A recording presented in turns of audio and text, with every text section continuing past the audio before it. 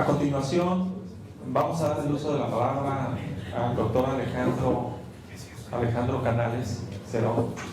Él es doctor en Ciencias Sociales por el Colegio de México, profesor investigador del CUSEA, es también miembro del Sistema Nacional de Investigadores en el nivel 3, miembro de la Academia Nacional de las Ciencias, profesor profesor invitado en la Universidad de Chile. Su último libro habla sobre una teoría de la migración, Epousi-Move, y sobre todo ha trabajado en temas relacionados con la migración internacional. Lo dejamos en el uso de la palabra. No, es lo mismo que tú. Permiso. Bueno, lo que voy a hablar es, retomando el desafío, y bueno, primero agradecerle al doctor Luis por la invitación, es retomar justamente la idea de repensar lo que está pasando en el contexto de la coyuntura actual de los latinos en Estados Unidos. Y la idea es repensar el futuro más allá de Trump. El más allá tiene dos sentidos: más allá de la persona, es decir, no importa tanto quién es Trump, pero también más allá en términos temporales, de los tiempos que pone el día Trump. ¿No funciona? Ahí va. La cita esa es importante porque es el último discurso público de Obama como presidente. Él lo dice claramente cuando señala que hay 3 puntos fundamentales que quedan pendientes. El segundo, él dice, y parte con esa frase: el racismo sigue siendo una fuerza poderosa que divide nuestra sociedad. Esto es importante porque con la ascensión de Obama a la presidencia se habló incluso de una sociedad post-racial, lo cual evidentemente quedó demostrado que no era real. Pero es importante además que alguien como él lo plantee en su salida, en el momento concreto en que estaba por asumir Donald Trump. La cuestión es cómo entender la erupción de alguien como Trump. ¿Quién es Trump? O sea, ¿quién representa? No la persona, sino eso. Es la representación del fin de una era. Es lo último que va quedando del racismo blanco en Estados Unidos. Hoy es el inicio de una nueva. Es una recomposición, reconfiguración de ese racismo hacia el futuro. Ya en la lógica que plantea Obama de esta fuerza poderosa, digamos, valga la metáfora o la analogía, el ADN se está mutando, pero sigue siendo racista, el ADN norteamericano. ¿Qué es lo que está ahí detrás? Para responder, bueno, hay que salirse de la coyuntura. Estas son las viejas lecciones de política. Hay que salirse de las circunstancias, no analizar las circunstancias en una perspectiva estructural, salirse de la táctica y pensar la estrategia. ¿Qué es lo que cuáles son los fenómenos estructurales que están detrás y que marcan la viabilidad y la legitimidad también de las distintas posiciones circunstanciales en cada momento? Y en este caso, en mi caso particular, parto de la situación en cuanto al cambio estructural, en términos demográficos. ¿Cuáles son las condiciones que tiene este debate de qué pasa con Trump y su posición y la estrategia de la supremacía blanca en el actual contexto de cambio demográfico que ya vive Estados Unidos? Vamos a ver. En el caso de Trump, el racismo, la xenofobia, el odio a México, a los mexicanos y a los latinos en general, es más allá del discurso clásico. O sea, agarra todo el discurso clásico del racismo, de la superioridad blanca, etc., pero pone el acento en algo particular. Y no menor, los latinos y el crecimiento demográfico de los latinos, ¿no?, como una amenaza a los privilegios y el dominio de los blancos. El temor a lo latino es el miedo a convertirse en una minoría demográfica. No es que no existan los otros temores, el temor a la diferencia, a la desigualdad también existe, pero también aparece como un elemento importante. El miedo a que Estados Unidos ya no sea más un país de blancos y para blancos, ¿no? El problema para ellos es que esto ya empezó. No es algo que viene, ya está, ¿no? Y bueno, quien mejor ejemplifica esto es, si quieres ponerlo por favor, es Jared Taylor, es un extracto de So when in a white country, not necessarily white only, but a country that is clearly based on a European model, in which whites will basically remain the overwhelming majority in perpetuity.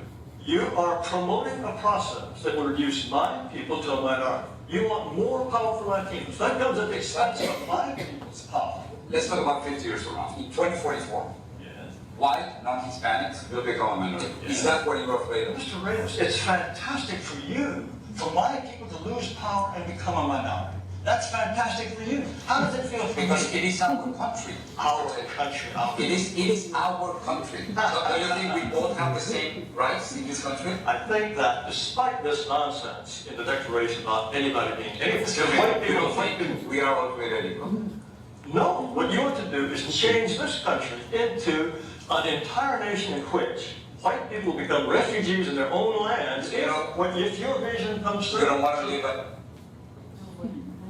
Bueno, evidente que junto al discurso, porque esta entrevista habla también de la supremacía del blanco sobre las otras razas, pero lo que causó justamente el miedo a eso de convertirse en minoría, refugiados, ¿no? Que los latinos ganen poder por sobre los blancos, o sea, y sobre todo en esta dinámica demográfica.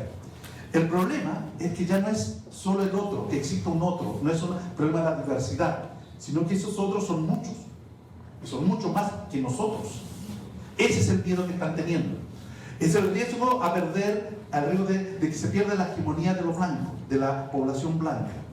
Es lo que él lo dice. Yo quiero un país a la europea, de blancos.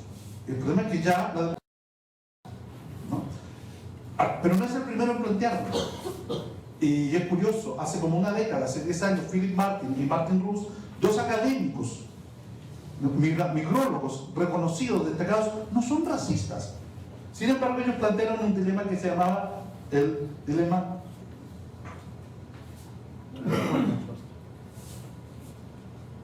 el trade-off numbers versus rights. O sea, una oposición, un dilema entre derechos o números. ¿Y qué es lo que plantea? Que el problema de la inmigración actual, latina, indocumentada, es numerosa y no permite asegurar el reparto de los derechos y de los bienes, pero sobre todo de los derechos para todos, no alcanza para todos. Entonces el dilema es, o se reduce el volumen de inmigrantes y así se asegura que cada migrante tenga los derechos que cada individuo merece y necesita y requiere, o se acepta una inmigración masiva, pero ni modo, no alcanza los derechos para todos. Digámoslo así, el pastel de los derechos humanos no alcanza para todos. Lo que no explican estos dos destacados académicos, ¿no?, es con base en qué criterios se establece esa distribución de derechos humanos. O por qué el trade-off, number versus rights, funciona para los inmigrantes, para los latinos, pero no funciona para los blancos. Aun cuando los blancos, hace 10 años, eran mucho más numerosos que los latinos. Porque ellos no tenían un trade-off de números, el volumen versus derechos. El dilema detrás es un dilema basado en un acto discriminatorio. Los migrantes, por su condición de migrantes, no tendrían derecho a sus derechos humanos. Una condición circunstancial, el ser migrante, se superpone a una condición esencial, el ser humano. Ese es el problema y esa es la postura que hay. Ahora, eso es lo que está detrás también, mucho de eso del discurso del día de Trump, el miedo a los muchos. Y no les vamos a dar. ¿Por qué no les damos todos los derechos a ellos? Porque eso implica renegociar los privilegios con los blancos. Y ese es el problema, sobre todo los privilegios políticos. Ahora, considerando esto, le interesa entonces ver qué pasa con el cambio demográfico. La cuestión es qué consecuencias tiene para la sociedad norteamericana esta sociedad constituida con un elemento identitario, el racismo, como la fuerza dominante dentro de la sociedad, la configuración de esta transformación de su configuración como tradicional mayoría blanca en una sociedad de minorías demográficas. ¿Cómo se replantea el pacto social, político, entre las diferencias étnicas que conforman la población de Estados Unidos? Veamos el cambio demográfico. Aquí tengo la historia de la población desde 1700, desde 1700 hasta el 2060, así va de 350 años de dinámica demográfica. Y vemos que la población blanca, la que estamos oscuro, crece, sobre todo hasta los años 80, 70 del siglo pasado. Sin embargo, a partir de esos años empieza un estancamiento, llega al punto máximo. Hay un límite que son los 200 millones. Pareciera que los blancos nunca van a superar los 200 millones de habitantes, de personas. Y las minorías empiezan a crecer justamente a partir de la segunda mitad del siglo XX. Y ese crecimiento básicamente tiene que ver con el crecimiento latino. Lo importante es que pasa acá, de aquí para acá son proyecciones del Buró del Censo oficiales. Y aquí vemos cómo los blancos van a dejar de ser minoría. Esto es algo que ya viene planteándose hace 20 años, no es de ahora. Las proyecciones de hace 20 años ya están diciendo eso.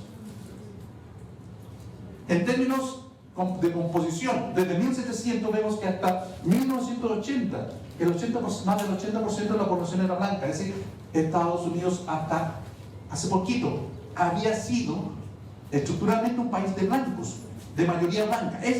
Sobre esa estructura de mayoría blanca de 80-20, 20% de minorías, se constituían las estructuras culturales y simbólicas de la sociedad, de cómo cada grupo étnico se ve a sí mismo y a los demás. Eso empezó a cambiar en los 80 y ya, hoy día, los blancos son el 60%. Y se espera que en los próximos 40 años llegue al 44%. Lo que hay detrás son dos fenómenos. Un proceso de envejecimiento de la población blanca. Esta es la población blanca en los 80. Se dan cuenta, el grueso de la población está acá. La edad mediana es 31 años. Más del 50% de la población tiene menos de 30 años. Hoy día, entonces, el grueso de la población está en los 50 años. Más del 50% de la población tiene más de 43 años. Ese es envejecimiento de la población el que va asociado al cambio demográfico de se estancó el crecimiento. ¿Qué pasa? El otro elemento importante es la reducción de los nacimientos y la natalidad. Si se dan cuenta, y el fenómeno que venían desde el 70 hasta ahorita, los nacimientos, la natalidad de los blancos ha venido en descenso. Y lo que ha venido en contraposición es el nacimiento de las minorías. Curiosamente, el volumen de migrantes de nacimientos se ha mantenido más o menos estable desde fines de los 90 hasta ahora, en alrededor de 4 millones al año. Sin embargo, la composición cambia. Y el cambio ya se está dando hoy día. Hoy día, ya hoy, solo el 50% de los nuevos americanos nacidos en Estados Unidos son hijos de mujeres blancas. Y el otro 50% son de minorías, de los cuales el 25% son latinos. Ese es el cambio. Y esto es algo que ya se dio, no es algo que viene. Lo que viene es mucho mayor todavía. Si uno ve la comparación de la pirámide de edades, del 80 al 2060, ¿qué vamos a ver?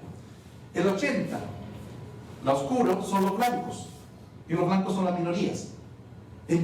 Los blancos son el 80% de la población, dominan en todas las tramos de edad.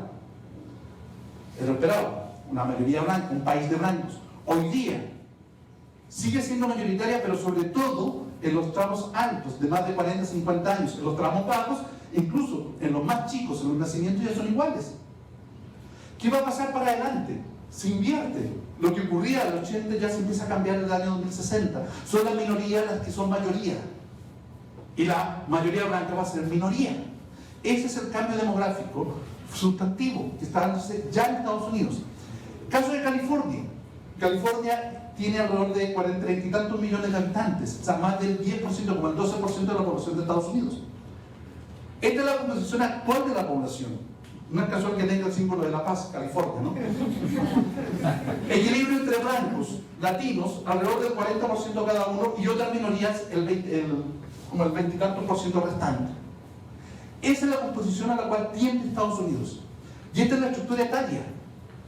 Los blancos envejecidos, los latinos jóvenes y las otras minorías a lo largo de toda la estructura etaria. Hay un reemplazo demográfico. Las minorías están reemplazando a los blancos. Eso ya se da en el caso de California y se está dando también a nivel nacional. Ese es el conflicto que está detrás de la interrupción porque esta forma eruptiva y tanto odio, tanta rabia contra lo latino, es porque efectivamente el señor Jared Taylor lo dice. Ustedes me están quitando poder. Tú defiendes a tu gente y con eso me están quitando a mí. Pero lo que no se da dando cuenta, señor Taylor, es que no es que Jorge Ramos diga eso, es la demografía de ellos la que los está llevando a esta situación, ¿no? ¿Y qué significa esto también viéndolo ahora desde la racialización de la desigualdad social? Aquí tenemos la diferenciación étnica de Estados Unidos de acuerdo a la estructura ocupacional. Y vemos que Los oscuros son los blancos y estas son las minorías, estos son los latinos. En los puestos altos de dirección de profesionales mandan los blancos. En los puestos bajos de la pirámide ocupacional, la mayoría blanca empieza a reducirse. El caso de California es paradigmático en este caso. A pesar de que aquí hay mayoría latina ya hoy día, esa mayoría latina no se refleja en los estratos altos de la estructura ocupacional, pero sí claramente en los estratos bajos. Los blancos, aun cuando son minoría en California, siguen siendo mayoría en los estratos altos ocupacionales. Esto marca una desigualdad social étnica, o sea, la raza como factor de diferenciación social. Si lo vemos ahora por distribución del ingreso, como estructura de clases, pasa exactamente lo mismo y es más nítido todavía a nivel nacional, la diferenciación. Los blancos, aun cuando son el 60-62% de la población, solo son el 40% de los que están en los estratos bajos, de pobres o vulnerables. En cambio son el 77-75% de los ricos. En California, los latinos, a pesar de ser la mayoría relativa, no están arriba en los niveles altos de ingresos, están abajo. Se mantiene una diferenciación, una desigualdad social de ingresos en California y en Estados Unidos, a pesar de que el cambio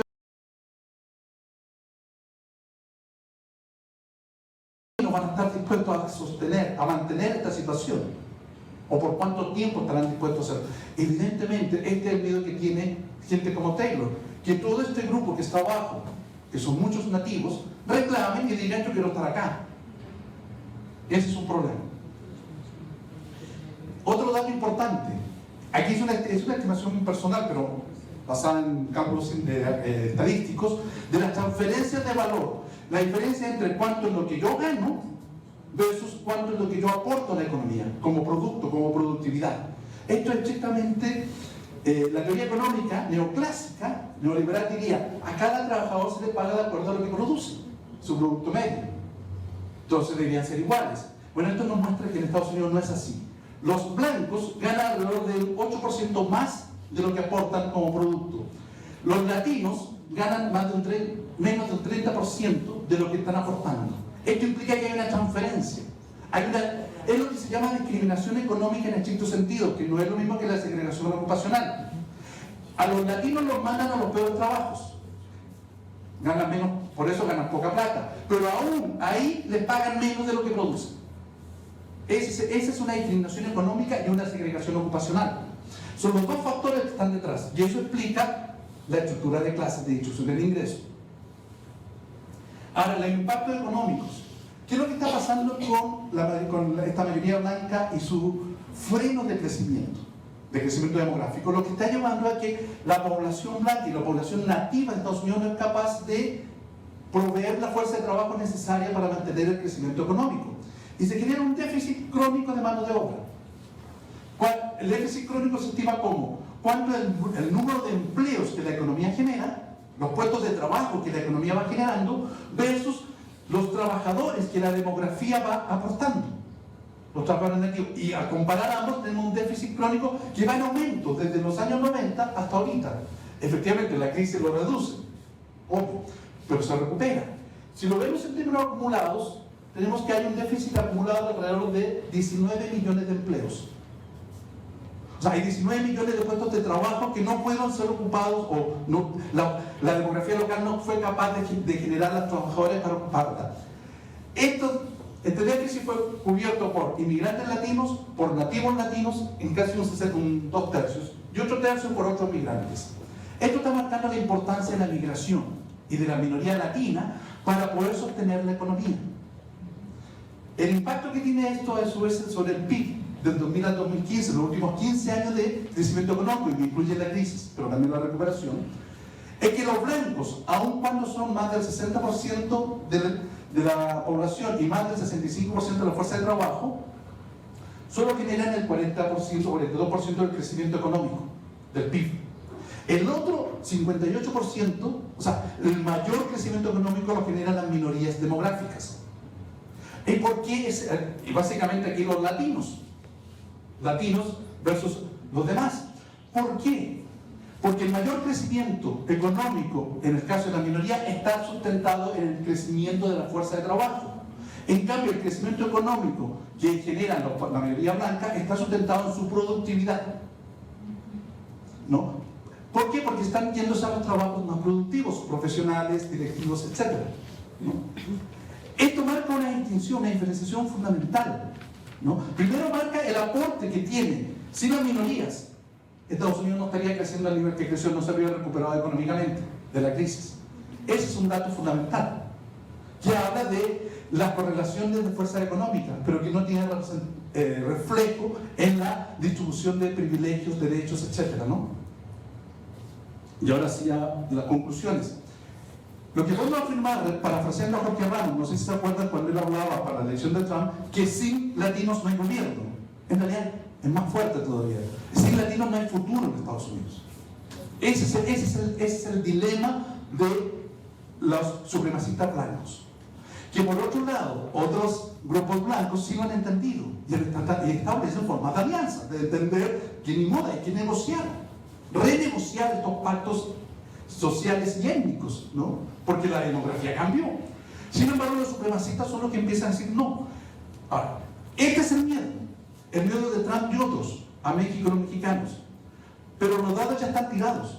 O sea, lo que veíamos de los datos, ya hoy día ya está pasando eso. California hoy día ya es un estado latino. ¿Sí? No basta con hoy día, voy a sacar a todos los latinos del país. ¿Por qué no puede? Uno, porque muchos ya están ahí, son nacionales, son nativos de allá, ciudadanos de Estados Unidos, por un lado. Y dos, porque eso lo hace el crecimiento económico se le viene abajo. Entonces no es cosa de llegar y sacarlos. Los datos expuestos muestran la magnitud del cambio demográfico que ya está en marcha y que ya está operando. Y que no se detiene además ese cambio demográfico con medidas circunstanciales coyunturales. Son cambios de largo plazo. Para este cambio demográfico se demoraron 40 años, 50 años en darse. Cambiarlo se requerirán 4 o 5 décadas más. En general, las políticas de hoy día van a tener efectos en 4 o 5 décadas, no mañana. Aunque saque a todos los indocumentados, ya la población latina está dentro, las minorías están dentro. Y este es el nuevo dilema mexicano. Y es el dilema que atraviesará la lucha de clases en Estados Unidos en este siglo XXI. Y en esta lógica, como este nuevo dilema, esta nueva estructura del conflicto interracial e interclases, además, es que podemos entender entonces qué significa Trump hoy día, una persona como él. ¿Qué significa eso? ¿Cómo lo entendemos? ¿Y cuáles serían sus alcances? Que no son menores. O sea, el racismo se ha vuelto a instalar en el centro de la lucha, del conflicto de clases, como en la década de los 60. También proponer a quienes quieren mantener y reproducir, seguir manteniendo sus privilegios y quieren estar en una lucha por romper esta estructura de racialización de la desigualdad social, de la desigualdad política. O sea, ese conflicto está, lo atraviesa. A diferencia de la lucha por los derechos civiles de los 60, ¿no?, que encabezaba Martin Luther King y en fin, y otros más, esta lucha de hoy día contra el racismo se da en un marco de quiebre en los equilibrios demográficos que caracterizaron a Estados Unidos como país de blancos. Es ese quiebre demográfico el que plantea otro escenario en el cual se va a dar esta lucha por los derechos civiles, en este caso de la población latina y otras minorías. También incluyo aquí a los asiáticos, que es otra minoría que también está en franco crecimiento demográfico. El contexto histórico de esta lucha por los derechos civiles es la transición de un país de blancos a un país de minorías demográficas, de país de minorías étnicas, donde los blancos ya no se podrán reflejar como la mayoría que siempre fueron, ese 80% de la población, y bajan casi a la mitad, al 40%. Probablemente sigan siendo por mucho tiempo la primera minoría, pero minoría al fin y al cabo, ya no mayoría. Lo que hoy vemos con Trump y su presencia es solo el inicio, más bien se inició, digamos, pero es la confirmación de esta disputa social y política que ya inició, pero que, ojo, no hay muros que la detengan. Los muros pueden detener la migración, pero el conflicto ya lo tiene dentro. Y ese no hay muro que lo detenga. Trump y su gobierno pueden ser el último intento, tal vez, no sé, de los supremacistas blancos, pero es para posicionarse y acumular fuerza para esta lucha que viene. Ahí es donde podemos entender, de ahí una lectura particular, cómo entender a Trump. Trump no quiere resolver este conflicto. O sea, ¿por qué no quiere? No es que no quiera. O sea, ojalá pudiera, no quisiera, digamos, ¿no? No puede resolver el conflicto. Es un dilema que por donde le mira pierde. Si echa a todos los latinos, la economía se le cae, el trabajo, los mercados laborales se le caen, los servicios se le caen, todo. Lo necesita, pero no, si los tira adentro, ellos pierden privilegios. O sea, por donde lo ve, pierde. ¿Cuál es la fórmula? Mantener una lucha, posicionarme, acumular fuerzas y debilitar al otro. De modo que esta lucha, cuando renegociemos el pacto étnico y social, lo hagamos en una correlación de fuerzas favorable para mí y no favorable al otro. O sea, es acumulación de fuerza y golpe, y sale ya derechamente a esta lucha. Es digamos, lo que busca Trump y los supremacistas es entrar y decir, ya, entremos a pelear, peleémosla, pero peleémosla hoy día, que todavía tengo poder y puedo acumular, porque mañana, 10 años después, voy a perder. Si espero a que se dé la lucha como se está dando en California, los blancos están perdidos y los supremacistas van de perdida. Porque ahí ya no hay vuelta. Y no es casual que sea California, digamos, ¿no? Por la historia que tenemos con California y México, etc. Pero es importante, no solamente California, es Texas. Y aquí no puse el dato, pero en Texas pasa exactamente lo mismo. En menor medida en Florida. También en Arizona, Nuevo México, Nevada, Washington. Todo lo que es la frontera con México, Estados Unidos, pasa exactamente lo mismo, más algunos otros lados, también en Illinois, en Chicago. Si no son, y ya no se diga Nueva York, donde ahí ya la diversidad étnica es mucho, mucho mayor, ¿no? Entonces, con esto termino, este es el intento de Trump, es un intento por debilitar al otro, por establecer el rayado de cancha, la correlación de fuerzas donde vamos a disputar este nuevo pacto social étnico entre las nuevas minorías demográficas.